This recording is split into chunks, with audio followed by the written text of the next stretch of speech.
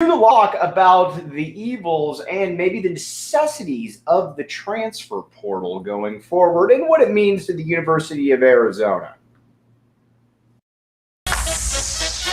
You are Locked On Wildcats, your daily podcast on the Arizona Wildcats, part of the Locked On Podcast Network, your team every day.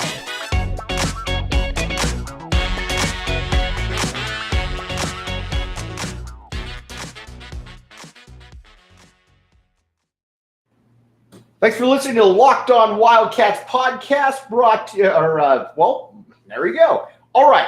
Arizona basketball right now is in the midst of trying to fill its roster with the transfer portal. We've been over a bunch of different names, but we're going to talk about a few of those names and what those players can really provide. But on top of that, we're going to talk about the transfer portal itself. Joined by the venerable John Schuster, I am merely Mike Luke. All right, Schuster, we're going to talk about quite a bit of this, but what is your take on the transfer portal? Yay or nay, or maybe in between? Oh, I don't know. I after a while, you get beyond the point of yay or nay, and it's one of those things that you just have to deal with. Right. I think the transfer portal and NIL just fall under the category of things that at this stage you have to tolerate. Do I think it's better for the game? No. I certainly don't think it's better for the game. And again, I've talked about this on this platform on a number of occasions. I don't have anything per se against the portal. I don't have anything per se against NIL. Let's talk about the portal first. But what's going to happen with the portal is that for fans of college basketball, and that's who we're talking to. We're talking to fans of college basketball or fans of college sports in general. I think you're going to see a lesser product in the up to as much as, and maybe more, the first half of the basketball season. I think there are going to be a lot of games that just aren't very aesthetically pleasing because it's difficult for coaches to try to re-recruit and then basically throw entire rosters together. Right. Some coaches are better at this than others, which is fine. Hey, you've got to adapt or die. I think generally speaking, John Calipari is very good at this sort of thing. He rotates his teams on a yearly basis anyway. I think Dana Altman at Oregon is a guy who's basically been utilizing the transfer portal for the entirety of his career at Oregon. Last year, notwithstanding, more often than not, Oregon, I think, is the template of what you're going to see across college basketball, especially with good basketball teams. A team that you can't figure out why they're so god-awful and inconsistent in November, December, and January. And then by mid-February, again, last year notwithstanding, but generally speaking, all of a sudden Oregon's one of the 10 better teams in the country. Right. That is, I think, the dynamic that you're going to see. And I think for fans, especially early on, and especially in a world of instant gratification, where it frustrates you what happens when, let's use Arizona as an example, on November 1st, and they play what looks like a good basketball game, and then 3 days later they play a crappy basketball game, and then 2 days after that they're slightly better, and 4 days after that they're way worse. It can become a maddening thing, I think, from a viewing standpoint, and I think that aspect of it, from November, December into a good portion of January, I think is going to affect the quality of the product. Now, do we get to a point at the end of the year where it's about the same, and to some degree, March Madness is all we care about college basketball anyway? Yeah, perhaps we do. But the road to get to that point, I think, is going to be a heck of a lot more bumpy for a lot of college basketball, and therefore frustrating for a lot of college basketball fans who like the idea of watching 40 games a year. All right. Arizona benefited, obviously, from the transfer portal last year. You could also say that what the transfer portal giveth, it taketh away as well. Because if you look at guys that weren't even on the roster last year for Arizona, whether that was James Akinjo, whether that was Terrell Brown, whether that was Jordan Brown, Jamal Baker, you had a lot of guys that played in the NCAA tournament, were all league, all conference in their own division.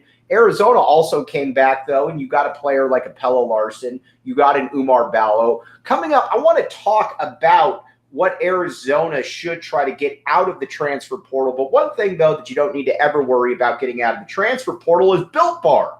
Because Built Bar isn't in the transfer portal, because everyone wants Built Bar. Everyone is screaming for Built Bar. If there was an NIL for Built Bar, it would be $10 billion. That's what we're talking about right now. It tastes good.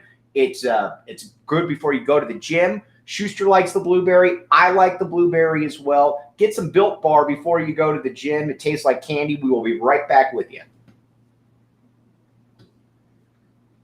Thanks for keeping it locked on Wildcats. I'm your host, Mike Luke. All right, you had an interesting theory, and this dovetails into Arizona a little bit. But Gonzaga, where Tommy Lloyd obviously came from before, tell about how you think that the NIL and the transfer portal is actually going to benefit Gonzaga, and we'll get to Arizona then, being that's where Tommy Lloyd just was, in ways that maybe some others, maybe some shallow-sided people don't see. The way that I view this to a large degree, I think what you're looking for now more than ever is teams that can balance good college basketball talent with the ability to keep a roster relatively intact. Those are fairly difficult things to do, and I think therein lies the concern for a lot of some of the college basketball juggernauts. The turnover at the Kansases and the Kentuckys, et cetera, is going to be significant. A place like Gonzaga that already has tapped into the foreign market, I think, can keep players perhaps a little bit longer. That creates a little bit of continuity. And then if they can add some quality talent that bolsters the roster here and there, I think that is the type of model that is going to be more successful. It's not one of the, I remember there was a lot of discussion many years ago about when college became a one and done sport, and could teams that have more experience maybe work their way into the equation a little bit. But that difference never really played itself out because the one and dones were still a little bit better. But Gonzaga, I think, is in a unique world here in that they get quality talent that can play with anyone on a national level. So I don't know that this is necessarily going to help Creighton per se, but I think Gonzaga is so ahead of the curve here that it does help them. They get legitimate college basketball / often NBA talent from the foreign market. They can keep that talent longer. They're not going to jump generally to another school. And as a result of that, I think that continuity and talent can go a long way toward helping them out. And it's a model that a lot of coaches, I think, are going to have to keep an eye on. I believe as a result, Gonzaga is going to be extraordinarily successful over the course of the next decade because they're going to be able to manage this a little bit better than a lot of other teams do. What I think, Mike, I'm sorry. No, you're good. Go ahead. I think a lot of people have this fallacy belief that NIL is going to pay so much to some specific athletes that they're just going to forego the NBA altogether, and they're going to decide to come back to school for year 2 or year 3. Right. And the reality is that we can argue, and probably will before some of these broadcasts are gone, whether player A should have put his name into the draft or not. Right. But the reality is that kids don't want to go to school. Kids don't, you know, if you've got an NBA possibility or a pro possibility ahead of you, if you've got money now, you take it at 20, you're not worrying about what happens at the age of 25. Right. And none of that, if your dream is to play at a higher level, you're probably not going to put that dream on hold just to sort of break even as good as the college experience ultimately is. So I think using the one player at Kentucky as an example of how NIL is going to change the entire. That's the exception that proves the rule. I think that's correct. Yeah. Yeah. Go ahead. No, you're right. I agree with all that. I think with Arizona, I think you're going to see a little bit of a mixture here. And the Gonzaga, I think you're exactly right, is going to carve out a very unique terrain, as it has, let's be honest, in college basketball for 20 years. They were the ones that were on the forefront of bringing in the foreign type players. I could see them doing exactly what you're saying right now as well. Now, when it comes to Arizona, do you think Arizona could take a similar type approach, or is Arizona a basketball entity where you really don't need to take that kind of approach? Oh, I think you need to take, I think it's wise to take that kind of approach if you can do it. The problem, I'm going to put problem in air quotes here because to a large degree, it's a good problem to have. I think Arizona can get more traditional athletes than Gonzaga can recruit, even though Gonzaga is a better program and has been for the last 15 years. Right. So the thing that Arizona has to navigate, they want to be, I think, more athletic, more physical, all of those stereotypical terminologies. But what comes with a lot of that is that when you have one and done NBA talent, you've really got to work hard to be able to try to garner some continuity as well. And you have to work especially hard to keep people within the program and transferring from somewhere else. And that's going to be an interesting test with Tommy Lloyd to see who likes playing here once the inevitable possibility of a transfer takes hold. And I don't know that we have that answer yet. I think Arizona is a very beneficial destination. Mm-hmm. I think a lot of players out there like Lloyd's offense, like the idea of playing in Lloyd's offense, and therefore like the idea of coming to Arizona. So that should be a benefit. Can Lloyd keep some of those players? I don't know. And how quickly does continuity take hold to try to make all of this work? That remains to be seen as well. As great as the honeymoon was for Tommy Lloyd last year, there still remain a lot of questions about whether he can coach and how effective he can be and how well he can navigate uncharted terrain in the college level. Right. All right, let's take a quick break right here. Now, we're going to talk about the kind of players that we'd like to see Arizona target in the transfer portal. You're listening to Locked On Wildcats. Thanks for keeping it Locked On Wildcats. I'm your host, Mike Luke. All right, Shu. You can't really, and I think there's this misnomer now amongst certain U of A fans that are saying, all right, you lost Dalen Terry or Dallin Terry. You lost Ben Matherin, Julius Tabellis. Or Ben Matherin. Yeah, Ben Matherin, So just go find another one. Here's what people generally, the guys in the portal, I think, are in the portal for two reasons. And each time I say portal, I immediately think porta potty. I don't know why, but I think porta potty. Generally, guys are in the portal for one of two reasons. First, they are maybe just not good enough for where they're at. Maybe use a guy like an Oumar Ballo as an example. Ballo was obviously good enough to play Gonzaga. He's good enough to play anywhere. I think he showed that, but I don't think a lot of people knew how good maybe Ballo was. Then there's the guys that just want to get out of here, so go out somewhere where they can showcase their skills. Maybe a guy like a Terrell Brown Jr., who was played for Sean Miller for a year, which must have been like being in prison because he went from averaging 6 points to averaging 22 points per game. And he's looking to showcase his skills. I think those are generally the two type of guys that are in the portal right there. When it comes to Arizona, Arizona's in a unique spot because I don't believe it's a national title contender next year. I think they take a step back.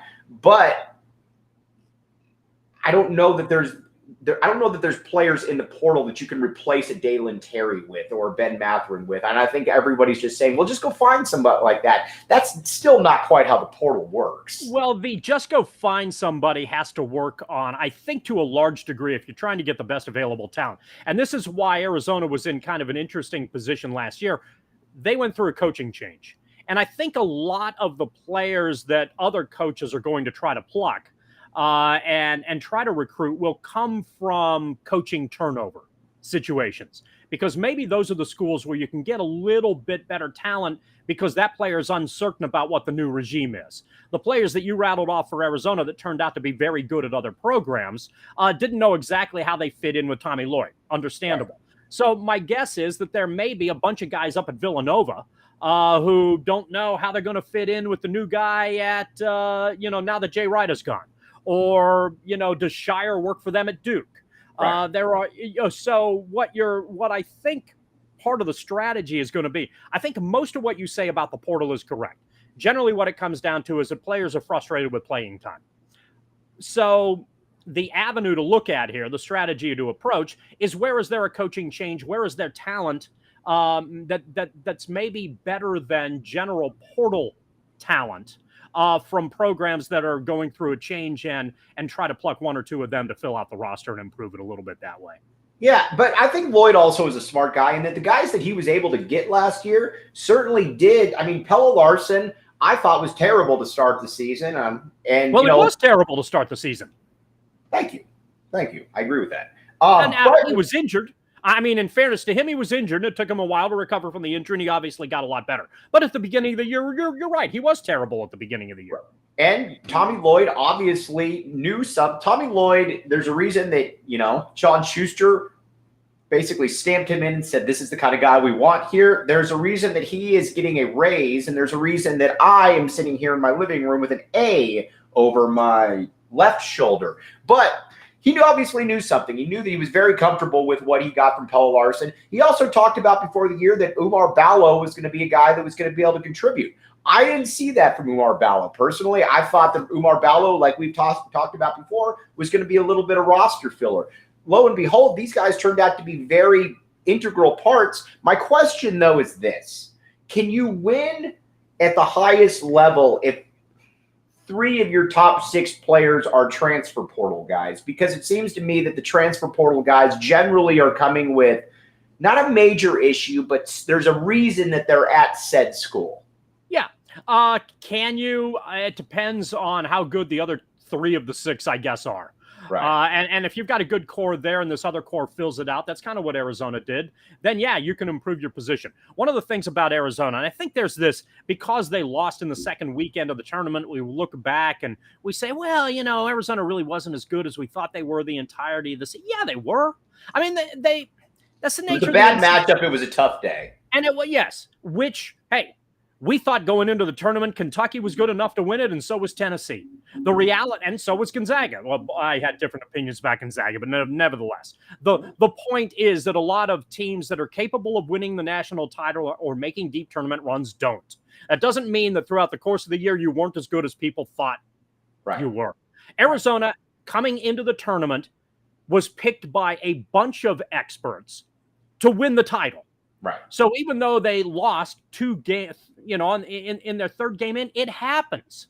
That's so Arizona did last year a very nice job of having a good roster talent, filling depth with those transfers, and then being able to develop that and get the continuity of the system into place faster than I think a lot of us anticipated. And I think those are going to be the keys for Lloyd and for other coaches moving forward. How long does it take to get players to understand what it is you're trying to accomplish? And how long does it take for you to figure out who fits better into certain circumstances? Was Tommy Lloyd in a weird way kind of a victim of his own success last year in that Arizona was so much better than everybody thought, pretty much right out the gate, a number 1 seed, number 2 overall seed. And now people are panicking that Arizona's only going to be like 19th in the country next year in the preseason polls. No. I mean, if people want to panic about Arizona being 19th in a preseason poll in the second year of a coaching regime, that's just insta-talk. We'll see how much better. I suspect that as the year progresses, that Arizona's going to have a regular season that's a little bit better than people suspect. I figure Arizona may not win the conference, but will finish second or third, and people will be astonished somewhere along the line when this team beats other opponents by 30 now and again. Right. There's still talent on the roster. They're still pretty good. We have this odd tendency, and usually to some degree it comes to fruition. We have this odd tendency of projecting exactly what's going to happen throughout the course of the year. We're in bleeping June right now. Right. I don't know what's going to happen next February and March. Maybe Arizona's ahead of the curve. We find out in years like this how good a coach you are, how good you are at putting a team together, and how good you are at getting that team to understand what it is it's supposed to do. This is something that Lute Olson excelled at. This is something where this is an area where I think Sean Miller struggled. All right. I agree with everything that he said there. Tomorrow, we're going to talk about the Azuolas Tubelis injury, a little bit of Kerr Kriisa, how far historically you can go with guys like that, maybe being your best player. For John Schuster, I'm Mike Luke. You've been listening to Locked